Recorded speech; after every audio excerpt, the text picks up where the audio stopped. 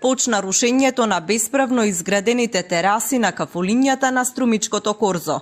Екипите на Струмички комуналец со асистенција на полицијата ги отстрануваат објектите поставени на јавни површини. Во моментов се работи на 1 до 2 објекта, додека другите сами ги отстрануваат терасите, велат од општина Струмица. Градоначалникот Костадинов смета дека ова е непопуларна мерка, но засилените инспекциски надзори покажале дека голем број угостителски објекти во Струмичко не ги исполнуваат одредбите за користење на јавна површина, тоест наместо само поставување на урбана опрема. Тие и ги заградиле. Најголемиот број објекти ги отстранија своите заградени тераси во текот на минатите 2 месеца. Костадинов вели дека останале помалку од 5% од објектите кои не ја исполниле обврската. Граѓаните пак што денеска минуваа низ градскиот плоштад беа со поделени мислења.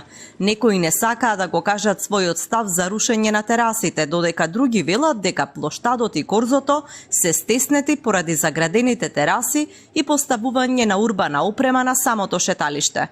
Ако немат документи, ако немат дозвола, џабе на црно, ако не треба се руши, ако на црно. Пречат ли на плоштадот? Тесно е поставил, тесно е многу, не може да се размине. Сметамо ти треба. Зошто? Па зашто ти преча? Унатре, нема дек доам ние пензионерите и друисти. Това не беше корзо сега. Нек се работа не додека му убаво негово што му дозволено. Може си се наплезне у обществено земјиште. И направи многу лошо. Сметате дека го узурпираат корзото? Да. Узурпирано. Сите тие се излезени в бунку, това си пред да се врши. Без разлика кој што не е. Да одговара. Јас секој пат го викам. Тие викам треба да се руши, нема потреба. Сега има си дек да плеваме нерема. Зашто да плеват от това, дек што не е. Не може, ние това не беше корзо, собрането го доле. И сега гледаш, сите наплезеа. И доле тај новата кафана што ја права спрема споменик што на гој мучито, нели? И таа е наплеза. Сите се наплеза. Нема човек да не е наплеза.